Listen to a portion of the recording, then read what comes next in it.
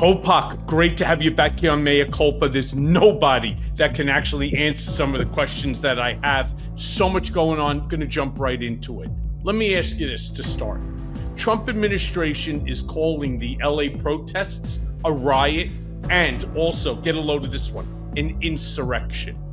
At what point did demanding basic justice become equivalent to trying to overthrow the government? I mean, did we miss the memo where peaceful dissent is now domestic terrorism? Yeah, when you have a president that needs to declare emergencies and predatory invasions and incursions and insurrections in order to strengthen his hand and use things akin to war powers, that's all we've been watching, whether it's in the immigration area, whether it's in the attempted federalization of the National Guard in California. And California, much like Harvard, has to win this case against Donald Trump, or all state sovereignty of blue states in particular are tremendously at risk. But no, as I've said and you've said in various hot takes and things, this is California's, I believe, Selma Bridge moment. Right? This is the moment where, in peaceful protest against the attempted coup and takeover of the state by Donald Trump, they need to resist in that way as peacefully as possible. See, Donald Trump is egging them on and is pouring kerosene and gasoline onto the flamed, impassioned, the impassioned feelings of California on purpose. This is a manufactured, as Gavin Newsom put it, a manufactured crisis in order to give Donald Trump some power to go after his leading political rival in Gavin Newsom and to bring California to its knees. We can't allow it. Yeah, well, it's not a question of whether we can allow it or not, right? I mean, this is part of what he wants. Let me ask you this then. Is this just Trump's way of criminalizing free speech and turning protesters into enemies of the state? Or are we witnessing an actual authoritarian blueprint unfolding in real time?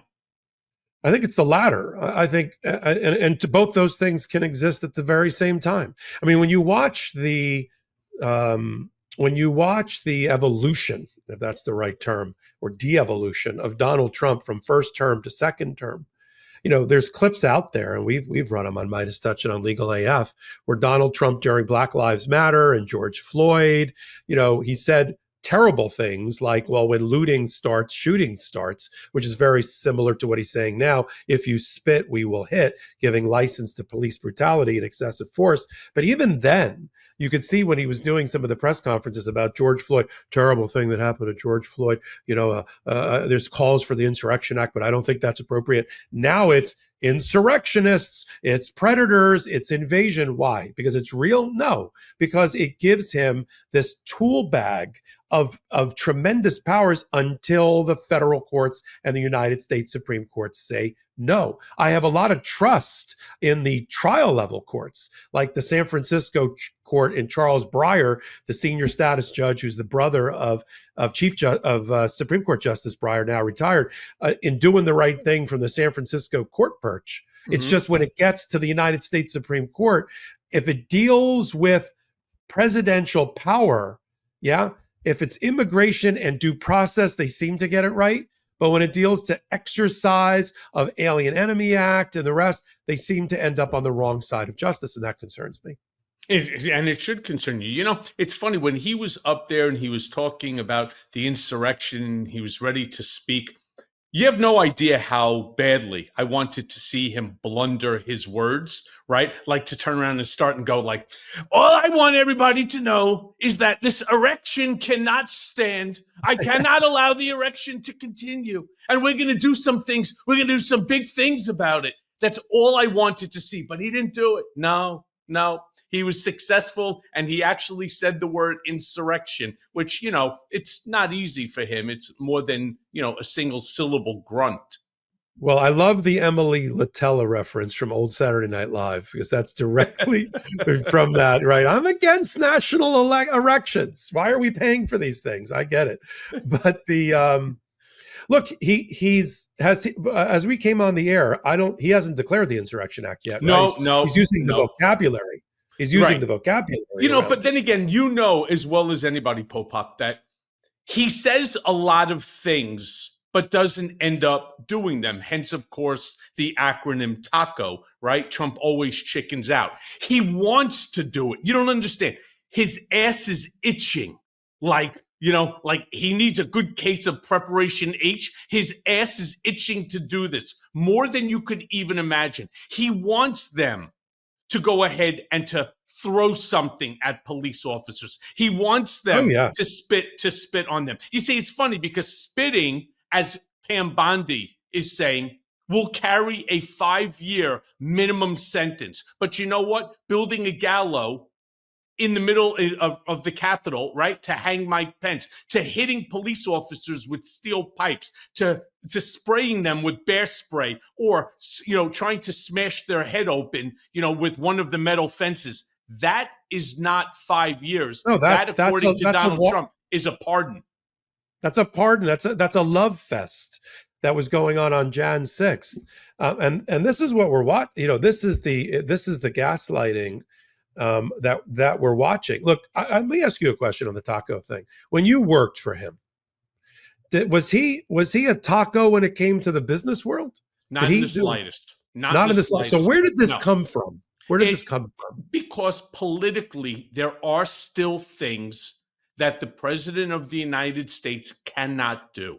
You see, it's Trump who's telling you and everyone that as the chief executive, that he has unlimited power to do whatever he wants. He could walk down Fifth Avenue, shoot somebody, and not be charged. This is what he's trying to impress upon people, even though it's not true. He cannot do that. The Supreme Court hurt us all terribly with the presidential immunity decision that they put forth, whereby he actually believes as long as he declares it in furtherance of national security, that there is nothing that he cannot do, from shutting down independent journalists to attacking mainstream media to imprisoning individuals because they said something negative about him. These are the things that he thinks he can do simply by making the statement, it's in furtherance of national security.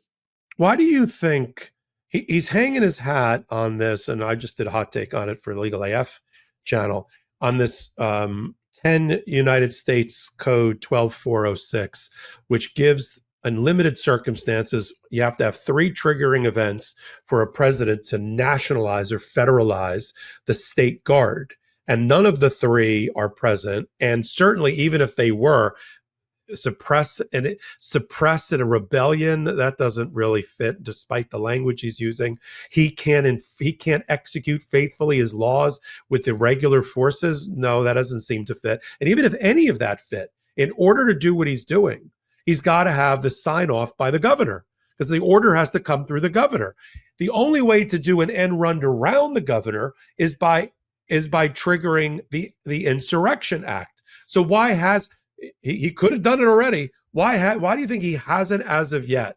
Because he knows it will fail. Plain and simple. At least there are some people around him that are saying, Mr. President, let me be very clear. You can do it. It's within your executive right within which to attempt to apply the Insurrection Act. But that doesn't mean that you're not going to be hit with 52 different lawsuits, that will ultimately negatively impact you as well as the GOP. So I agree with you. It's a calculus. He's decided he'd rather double down on the statute 12406 and the murky, I don't think it's that murky, but there's Supreme Court cases I think that are totally against him that eventually get triggered. Look, as we came on the air, Gavin Newsom has put the judge on a clock.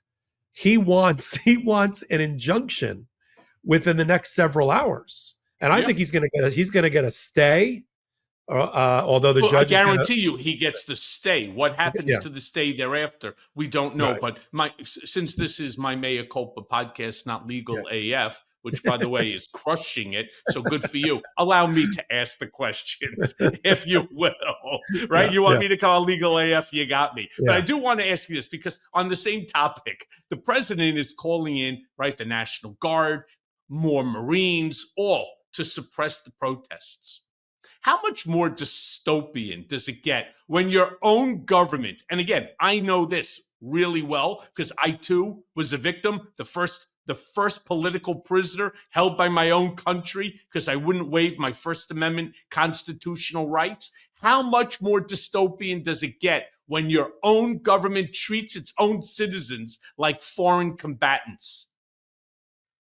Yeah, I mean, listen, the Donald Trump had a goal to goad Newsom into this battle.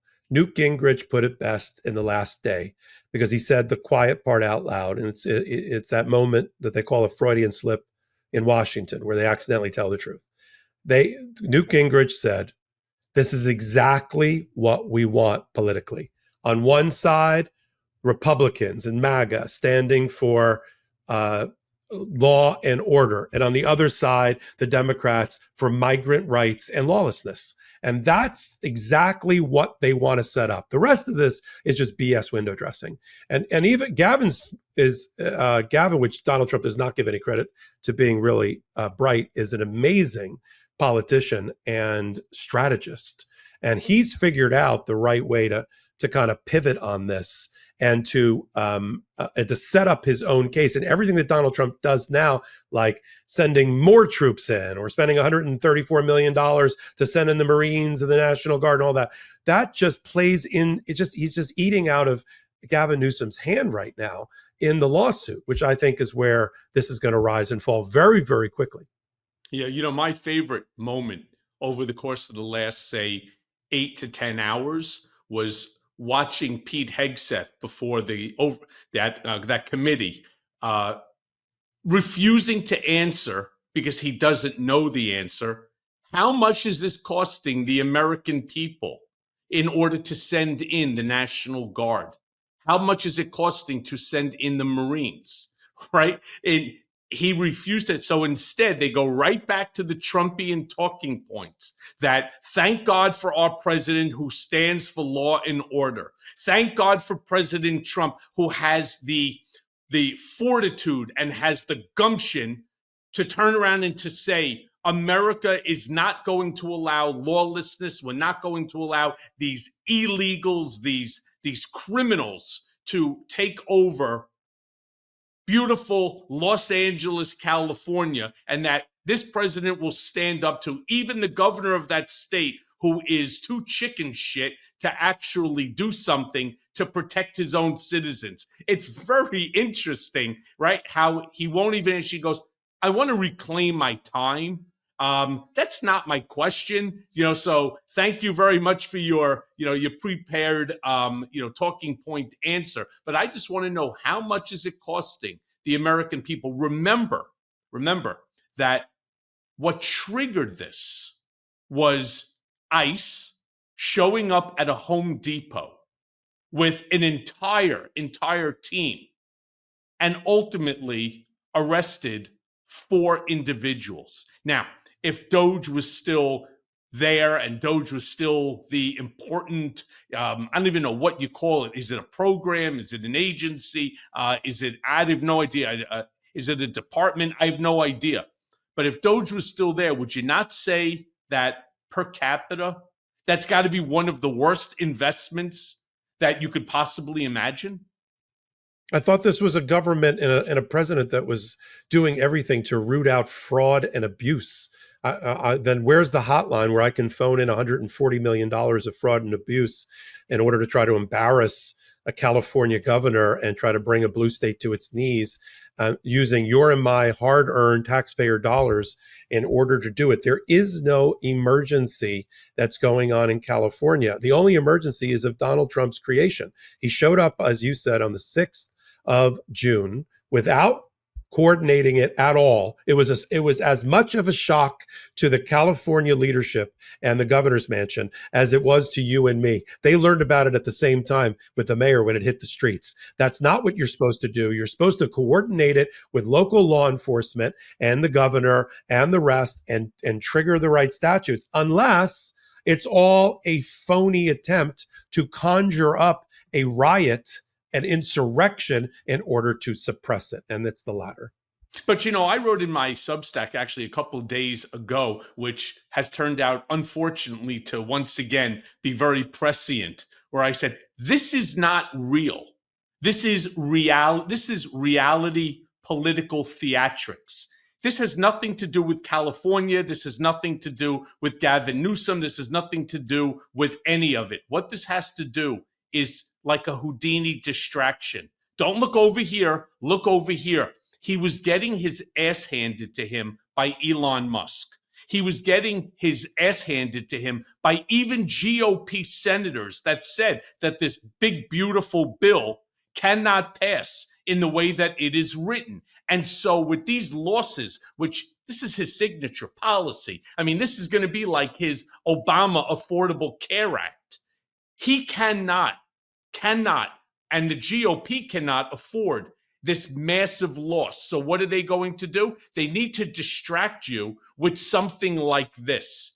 That's what I believe that they're doing. And I, again, know Trump. I was all over MSNBC the past weekend, talking about it. And I was like, I'm telling you, this is what it is. He knows that what he's doing is wrong. How do you know? Because in 2017, 2018, this identical question was asked of him, and he actually got the answer right, that I would never do that.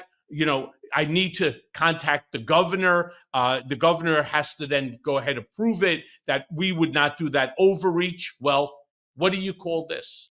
You have Stephen Miller, who's more emboldened and more empowered now, who's the chief Trump whisperer right now on all things related to immigration. He said, even before this thing totally tipped over, he declared, this is a fight for civilization. This is how, from all we're watching through a political lens is the Republicans and MAGA trying to find ways to embarrass the Democrats and make people try to run away from the party and show they can't run a government. And that's why I'm on pins and needles to see what Judge Breyer up in San Francisco does next. Because if Trump wins somehow here through the Ninth Circuit Court of Appeals or up to the United States Supreme Court, it will embolden Trump to go after other blue states, because there's going to be more First Amendment expression in the streets. Now, I'm not, just to be clear, we're not for violence that gets sometimes mixed into protests. I was in New York, as were you, during Black Lives Matter. That started as a peaceful protest, and then it was used as a cover for those that were looting behind the scenes. We're not talking about that. We're talking about proper First Amendment expression, the right to assemble, the right to petition your government for redresses, and the right to speak freely. Whether you are documented, by the way, or not, you still have constitutional rights on the street. And for them immediately to declare that this was a roving horde of undocumenteds setting Waymo cars on fire, and that's the justification, is a lie to the American people. When the story is told by the reporters and by the newspapers, investigative journalism, about what you and I are watching in real time unfold in California, I have no doubt that this will be seen as a false flag event manufactured by Donald Trump in order to suppress rebellion or resistance against him. Yep, I totally agree. Look, we've seen National Guard troops now deployed for civil unrest before, but the Marines, that's a new one. What does the use of active duty military say about Trump's respect for the Posse Comitatus Act and basic constitutional limits? Well, Gavin and his Attorney General, Rob Bonta, take it on head on in their lawsuit. They say this is a violation of the Posse Comitatus Act, which stops the president from using the military on domestic soil for internal law enforcement purposes or other purposes. The military and the great might of the U.S. military, which unfortunately we're going to see blown up on great display during the 250th anniversary of the Army, because Donald Trump finally got his military, his fascist military parade that he wanted with our taxpayer dollars, another $50 million blown to run, 50 million, my ass, Popok. More. This fucking thing is going to cost the American people. Watch what I'm saying. It's going to be way north of $75 million. Oh, yeah. The damage to the roads, the fact that they have to transport. They're not telling you legitimately how. But hey, on that same topic, let me ask you this. How dangerous is the normalization of military parades and shows of force in America's streets? I mean, is Trump's 79th birthday becoming a national security threat or just a circus spectacle? Yeah, I think it's both, but you're right, because we are a country that from its founding believed it was necessary to separate military and put civilian control on top of the military and not have that's why we don't have former generals have become presidents, including Washington and Eisenhower, but we generally don't have, even no matter how much brass you may have across your chest or on your shoulders, you are not the head of your Defense Department. There is a civilian Secretary of Defense and the like. And there's a reason we don't. Yes, people like to go see the Blue Angels and go to air shows and see all that. But to wait till you see 40 tanks weighing 20 tons apiece with full brass and with all the ammunition and everything rolling down the streets of America. To some, it'll be, it's a moment of patriotism on the MAGA side. To the rest of us, we are losing the separation between civilian control and the military under this president. All right, fellas, look, let's cut the crap.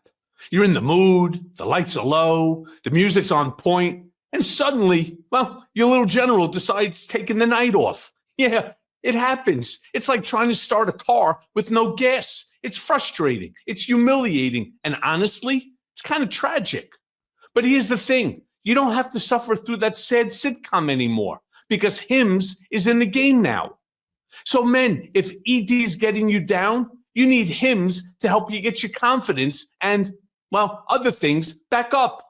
I mean, we're talking personalized, doctor-trusted treatments like Viagra, Cialis, even the chewable tablets, all available for up to 95% less. Yeah, 95% less than what you pay for at the pharmacy. And the best part? No awkward doctor's office, no pharmacy side-eye, no insurance hoops. It's all online, done from your couch, which, let's be honest, it might already be your battlefield or your disappointment. So you just fill out an intake form. It's easy stuff. And a real medical provider figures out the best treatment plan for you. And if prescribed, it ships discreetly and directly to your door for free. HIMS is changing the way men deal with ED. And thank God, because the old way, it sucked. But this is fast, it's private, it's effective, and it works. So let's get real. This isn't just about performance. No, it's about taking control, about feeling like you again, and showing up when it matters. So start your free online visit today at hims.com/Cohen. That's HIMS.com/Cohen for your personalized ED treatment options. And the featured products include compounded products which are not approved nor verified for safety, effectiveness, or quality by the FDA. Prescription required. See website for details, restrictions, and important safety information. Price varies based on product and subscription plan. I mean, this is exactly what he saw on Bastille Day in France. When I remember him saying to me, I remember I was there with him, and he goes, "That's pretty cool. That's really cool." And then, of course, Kim Jong-un, who does that all the time, and he's got all of his loyal subjects sitting there clapping so hard, it's like their fingers are going to break. You think this is some grandiose power play, or you think this is just some desperate ego gratification for Trump? Well, I think the Army parade is the latter. The Army wanted to do it. Even under Joe Biden, they were planning it, but it was going to be a relatively humble affair just to celebrate the 250. But then you mix in, like you said, Donald Trump standing there with whoever the head of France was at the time, just gushing about Bastille Day and this military parade. We knew if he ever got back in office, he's been talking about a show of force in the streets of Washington for a long, long time. But I think it's just a desperate ego masturbatory play by Donald Trump. But it does signal to the rest. It is scary. If you just like kind of wandered in, imagine you just wandered into Washington that day, you didn't get the memo, and you see these tanks rolling through the streets in celebration. Look, I'm as patriotic as the next person. I love a good march by John Philip Sousa like anybody else. And I'm all about Memorial Day and Veterans Day and 4th of July. But this has gone too far. But again, these are the things that are now on everybody's mind as they eventually get to the polls at the midterms. You don't like this. You don't like what America has become under Donald Trump and his hijacking of our patriotism. Then throw the bastards out at the midterms and give the Senate and the House back to the Democrats. Well, somewhere along the line, I just remember this constant repetition of fraud, waste, and abuse, right, under the Biden administration and others. So let me sort of play this out for a second. Say you got $150 million regarding the authoritarian blueprint for this protest in LA. Couple that with, at minimum, a $75 million parade in order to honor Trump's 79th birthday, which coincidentally happens to also fall on the 250th anniversary of the Army. So we're talking about $225 million wasted of tax dollars. Somewhere along the line, can you tell me which one Popok it falls into? Is it fraud? Is it waste? Or is it abuse? Right? Or D, all of the above? It's fraud, waste, and abuse. So it's D, all of the above. Yeah, it's D. It's all the above. It is just, but for those that are following the, you and I, and Legal AF and MeidasTouch and all that, I think one of the things we're adept at is, and you know it well from being a New Yorker, and I spent a lot of time in New York, the 3-card monte game on the street. Sure. And you, I'm sure, very early on was able to follow the ball underneath the shell game that was going on, or the 3-card monte game. And that's what we're doing for our audience, right? We're not distracted at all, by anything that Donald Trump does. You and I are like fighter pilots, 270 degree of awareness around us with our hands firmly on the controls when it comes to a matter to kind of put everything in context. So the things that get people very upset, I think after they're done with your show and our show and MeidasTouch, I think once we put that all into context and we tell them what matters and what doesn't matter, it makes them feel a lot better. And that's one of our public services that we do together. Yeah, that's true. So then how do we separate patriotic homage from a naked cult of personality? I don't know. I mean, listen, you don't let me ask questions anymore, so I won't ask you the question. I'll ask it rhetorically. It is a naked cult. It is a naked cult of personality. I mean, that's all this is. And he's surrounded by bootlicker sycophants who will do his bidding without question.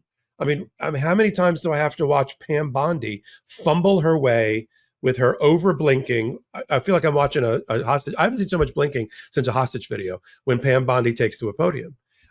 People used to comment, we don't see enough of Merrick Garland. We see too much of Pam Bondi as she politicizes the Department of Justice. And she should do less press conferences and more learning and understanding of the Department of Justice manual, which apparently is a doorstop at her office because she hasn't read the damn thing about prosecutorial discretion and how to run her department. But when you have these types of people, around him, his enablers, to turbocharged, it leads to bad, rogue, lawless things, which is why I know our audience, our overlapping audiences are concerned that the trial judges are getting it right, and the appellate courts are by and large getting it right when it comes to reining in Donald Trump. It's the Supreme Court which is getting it wrong more than often. And that's why he's doing these, of course, these emergency applications, because he's winning more than he's losing once he gets it to the United States Supreme Court. And that's troubling to our audiences. But from my perspective, we're calling it out for what it is. This is 100% a cult. Everybody's drank the Kool-Aid, and it's just up to you and I to keep calling it out. Well, what happens then when the lower courts start getting it wrong? What happens when the fear that Trump and this administration are putting into the lower courts, like they did in my specific case, like Bill Barr reaching out to, at the time, the head of the Southern District of New York, Jeffrey Berman, and placing pressure on him within which to try to whitewash Trump's name from all of the charges that were being brought and only tack on charges that were individual to me, which were, by the way, not even, as far as I'm concerned, they really never should have been charged in the first place. What happens when the lower courts end up doing that? Then I think we're in real trouble, which sort of brings me to the question, really, how close are we to losing the rule of law in this country? I still have a lot of confidence based on the track record that we've seen so far, and the one that we had in 2016, 2020 with Donald Trump. He lost, there were over 1,000 lawsuits filed in the first term. He lost over 80% of them. Of course, we remember the ones that he won, but he lost over 80%. And I said going into this administration this time around that because of his lawlessness and his learning from the immunity decision, that we would see triple the amount of cases and a higher winning percentage. And so far, I'm right on point. I mean, we're going to be 2,500 to 3,000 lawsuits before we're all said and done over the 4 years. And he's on a losing streak of epic proportion at the state court level. Now he's winning about, right now, it's about 65 to 70% at the Supreme Court, but not every case gets up to the Supreme Court, nor does every case do they accept it at the Supreme Court. So right now, it looks to me, based on the 96% that he's losing, the 72% of Trump judges that are even siding against him, that not only is the center holding, but the rule of law is holding under this I don't want to call it the pressure test. I think that normalizes it under this assault on our constitutional republic that's been operating in plain sight since he was sworn into office. So far, I still have a lot of confidence in it, but we have to manage expectations. We're going to win at the trial court level, although some judges are going to be fearful and it's going to impact their decision making. We're going to win at appellate courts because we're right on the law and the facts, and he isn't. That's why we're winning. And then at the Supreme Court, it's going to be a white knuckle affair, depending upon what presidential power or action is being challenged. Yeah, it's true. I'm not as, unfortunately, hopeful and optimistic as you are. I'm really not. It's why I keep telling everybody, stay vigilant, stay loud, stay connected. Stay connected to, like, Mea Culpa, to Legal AF, to MeidasTouch Network, to our Substacks. Why? Because without the voices of each and every American, especially, and it makes me so angry, the number of Americans that didn't even vote. Forget about the ones that ended up, they were originally voters on the Democratic side, the independents that switched and voted for Trump because they couldn't vote for a woman, let alone a black woman. Well, fuck around and find out. This is what we got. But there were 70 million Americans that didn't even vote at all. And I say to them all the time, like I bumped into one guy who was sitting there. He goes, I couldn't vote. I can't stand Trump, but I can't stand Kamala either. Oh, that's great. So you didn't vote? Right. So I'm like, and why are you now complaining to me about what Trump is doing? You didn't vote. You have no fucking right to say anything. Not to me, not to anybody. You know what? 2026, pick your ass up, take it over to the voting booth, and cast your vote. Because here's something that's crazy. They were talking about this on television the other day, where I think it was Jesse Waters. No, it was Laura Ingraham on Fox News that said, just imagine what happens if Democrats take control of the House and the Senate in the midterm elections. Just imagine the attacks on our president that's going to end up occurring. They're going to start creating all of these investigations and these hearings and so on. That's the role of Congress, is to do these. Otherwise, what do you have these committees for? To sit there and to laud Trump, what a handsome, intelligent, well-spoken president he is, who loves our allies and hates our adversaries, that believes that, I don't know, building a billion-dollar bunch of buildings in Saudi Arabia or in the Emiratis or in Qatar is acceptable only because his name isn't on it. It's his kids, right? But I'm so lost. And the fact that they say it on Fox News, it really riles me up beyond. Yeah. Yeah, look, back to your earlier point. Yeah, I mean, 80, like you said, 80 million people sat out our democracy for 4 years at a critical moment. And you're right. I don't, the whole crying and whining about, oh, I didn't like her, I didn't like him. Forget that. We're talking about how many generations MAGA is going to control the United States Supreme Court. And how many more federal judges is Donald Trump going to be able to appoint? 300, 400 more before this whole thing is said and done. And 7 million people from the Democrats just said, F it, I don't like this candidate and I'm not going to support it. And like, really? And then Donald Trump gets to run around and say, I got a mandate, I got a landslide. I mean, he didn't get any of those things. And I know I've seen the reporting about the magnification of America and it's turned red. I don't believe that. I believe that if people come out and vote in their best interest at the midterms, we're going to be able to restore some balance of checks and balance to America. There's just no choice. If you give, I'll come back on your show and tell you I was wrong. If we don't take back the House and the Senate, and the voters don't give us back, the Democrats, that to give some balance, some control of the abuse of power by Donald Trump, then I think we really, as a culture, as in America, are in deep problems. If the American voter doesn't see what's happening right now and see it as an abuse of power that needs to be stopped, then we got a real problem. Oh, we sure do. I mean, I keep saying this over and over and over. Trump keeps bending and breaking norms. How much longer before these emergency powers become permanent tools to silence dissent and to cement authoritarian control? Aren't we there? I mean, as long as the Supreme Court doesn't vacate the powers or delay or punts the ball like next term, we'll talk about it in a year, 2 years. That's just time off the clock. For most of us, this Trump administration can't end soon enough. But every time he gets a procedural win at the Supreme Court, it's really a substantive win because they're not going to take up the main issue, or they're going to send it down to percolate at the other appellate courts and have it come back up the end of next year, the end of the following year, if maybe not, maybe never. And then their ruling, he accomplished what he wanted to accomplish at that time. We will never, there is no incentive for Trump to declare that all the emergencies are over. Right. He'll be lurching from one emergency to the next in order to self-aggrandize power. 100%.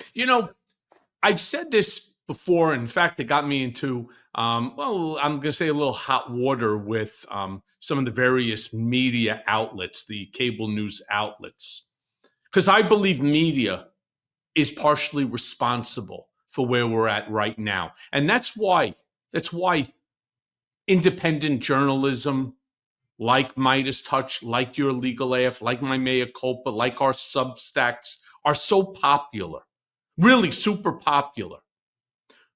I want to ask you, what do you make of the media's role in either amplifying or challenging the Trump administration's framing of the protests as violent uprisings? It's not, right? And they shouldn't be. Not only should they not be calling it that, they're amplifying it. Is journalism holding up, or do you think it's folding under the pressure? I think we're watching a tremendous amount of fire hose pressure against the fourth estate and the press. And sometimes they're holding their own, but they're usually a day late and a dollar short. And the way that they are using or adopting the vocabulary and running the B-rolls behind there with the fires and the Waymo trucks, cars on fire and all of that only plays into it. They act like they're just reporting the news. We're clear that we're reporting the news, but we're also doing our color commentary and our own personal analysis, and we are opinionated. And I think that's why people are here. We don't blow smoke or sunshine, as I like to say, but we are giving you the truth, the facts from our perspective and the analysis. The press is so wrapped around its own axle, and then Donald Trump knows it and uses it against them about being truthful and fact. Yes, I want truth and I want facts, but I don't want you to not use any type of filter. That's why you have editors. Any type of editorial framing around your reporting. The problem is there's just so much to report on in Washington and around Washington, around Donald Trump, that they're even overwhelmed. It's not just those 30 reporters shoved into that too small by half White House briefing room. It's the ones that are out there doing, I hope, investigative reporting and the rest. Some of it is real time. Some of it is longer term investigative reporting that's coming out that in the first 150 days isn't even out yet. But I agree with you. I think that the press, I thought, would have learned its lesson by Donald Trump getting elected about how they were covering things and normalizing things. But I just think as a group, they just are not getting it right from a tonality standpoint. No, and then this media bullshit, what they do is they put individuals on, like CNN. I cannot watch Abby Phillip anymore. I cannot watch Laura Coates when they have what's his name on. I always forget his name.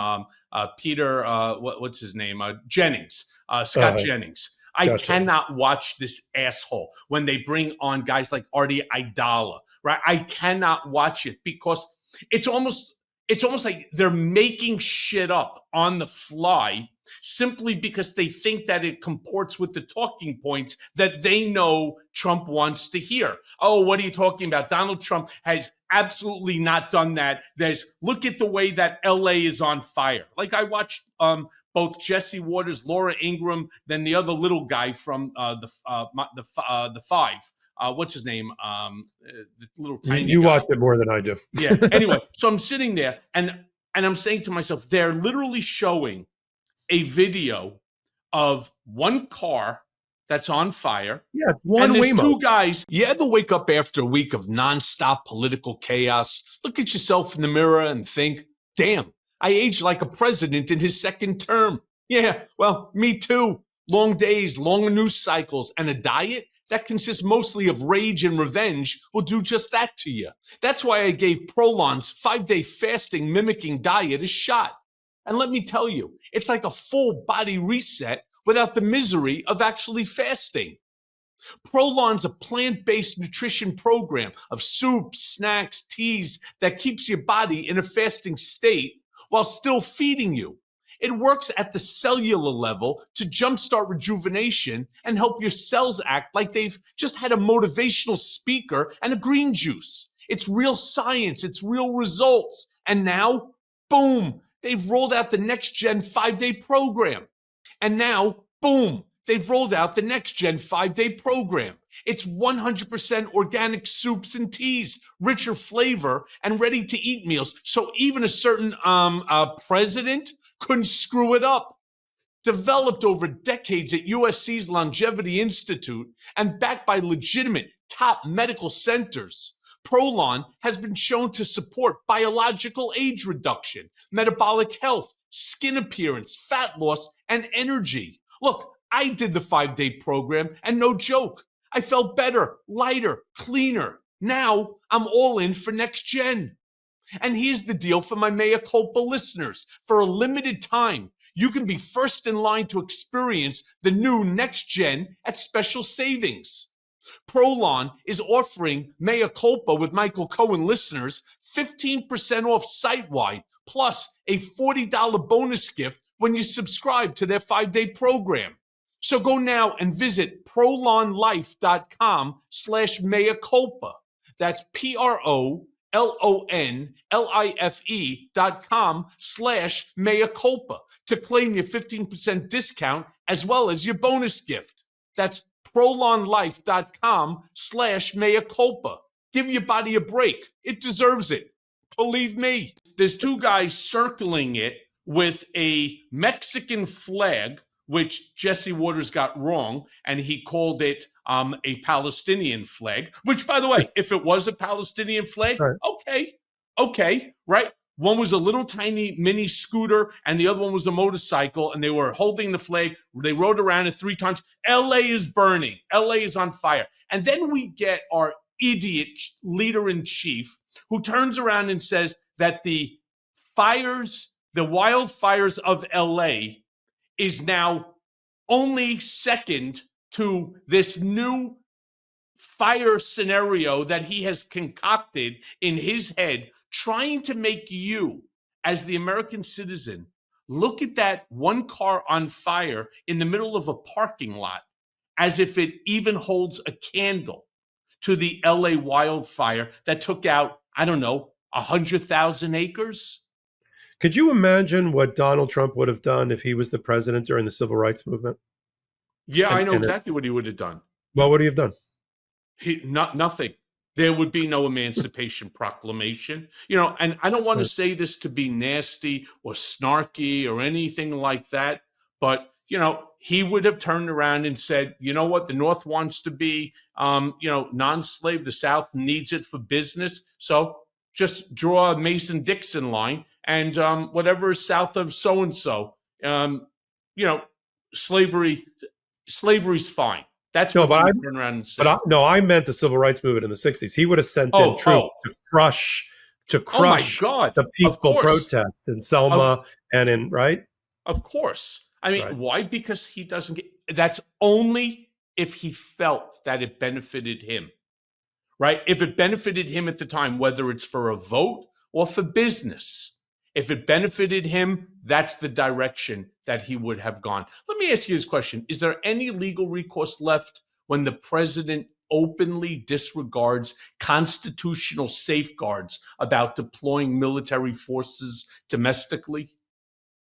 Yeah, I mean, you're going to have somebody, which I think they're trying to tee up in California, litigate over the Posse Comitatus Act. I mean, and the improper look. There's only, I think the Supreme Court will agree with one concept, is that only when Congress has provided for domestic soil, not a commander-in-chief issue, only when Congress has provided a clear and express statute or act that gives the president the power, and it has to be followed to a T. Otherwise, as the Supreme Court has said in the past, like in the Perkich case, you're in constitutional no man's land and you're violating the Constitution. We're going to be litigating. I mean, I joked on Legal AF recently, there's going to be just entire electronic textbooks devoted to Trump law created with Trump's name on it, either from his criminal past or while he's been president. It's going to be an entire course about every other case is going to have Trump's name on it at the United States Supreme Court about the presidency, defined by this group of 6-3 right-wing, alt-right MAGA Supreme Court justice about presidential power that you and I and our children and our future generations are going to have to live with for the next 100 years plus. And that is right. And that's concerning. Yeah. So the question is now, when the Posse Comitatus Act comes up for the first time in 200 years or 150 years to the Supreme Court, what are they going to do about it? Is it going to be, well, unitary president, he's the sole occupant of the executive branch, he can get away with anything he wants? Or is it going to be, no, there are limits to what you can do. There's a reason Congress had triggering events and requirements and factors and elements that have to be present. And he's blowing through all of them until he gets caught. He is as you've said in the past, he is the petulant child that will keep breaking curfew and almost burn the house down or worse until he is stopped. Yeah, it's true. Meanwhile, talk about not stopping his rhetoric and the rhetoric of his enablers, the sycophants that are surrounding him. They are escalating the tension in Los Angeles. As things continue, and they're going to get worse, how much responsibility do you think he bears for the potential violence that his words are inciting? 100%. The blood is on his hands. I mean, he said when he came in, to much fanfare, that he's going to be the great uniter, right? He had John Sauer, who's now his Solicitor General, formerly his criminal appellate lawyer, write a letter to Letitia James to have her dismiss the cases as he was the president-elect, because he's citing Abraham Lincoln, that he was going to bring the country back together in a way that rivaled Abraham Lincoln and reconcile these things like a new reconstruction. Is that what we're watching? Or are we watching him creating the civil war that you and I have talked about a little bit on this show right now, on purpose in order for political gain? And that's what we're watching. So anybody that dies, anybody that spits and gets shot or whatever it is, I think you have to lay that firmly at the feet of one Donald J. Trump and those that enable him. There's no other way to put it, Michael. No. Meanwhile, the crazy thing, I was watching television and I saw the clip of this Australian journalist, this young lady who was standing there reporting on the protest. And out of nowhere, literally out of nowhere, one of the agents that was there, armed with one of those guns that shoots those very hard rubber bullets, turned around, pointed it at her, and shot her in the back of her thigh. I couldn't believe it. I was saying, what was the purpose for him firing that weapon, other than the fact that he fucking felt like it? Literally, he felt like it, which kind of made me come up with this question I want to ask you. So how will ordinary Americans, especially those who are living in cities like LA, because I'm going to tell you what I'm a little fearful for.